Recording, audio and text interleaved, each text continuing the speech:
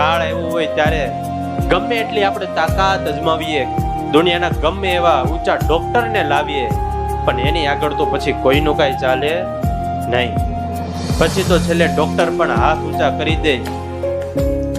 Doctor દીકરાઓને કહી દે કે હવે બાપાની વૃદ્ધાવસ્થાનું શરીર છે, આટલી બધી સર્જરી થઈ છે, બીપી હાઈ છે, ડાયાબિટીસ કંટ્રોલમાં રહેતી નથી, માટે હવે રિસ્ક છે, ભગવાનને પ્રાર્થના કરો. અને પછી તો જ્યારે દીકરાની આશા છૂટી જાય, પછી તો બાપાની પાસે કોઈ આવે નહીં, હોય એ છેટે વહી જાય. બાપાનો ખાટલો રૂમમાંથી બહાર આવે, બહારમાંથી ઓસરીમાં આવે, ઓસરીમાંથી ઢાળિયા હેઠે આવે, અને ધીરે ધીરે ઢાળિયા હેઠેથી પછી ડેલીએ વહી જાય. કેમ? તો કે બાપા હવે ધામમાં જવાનું છે તો મોડું ન થાય ને એટલે.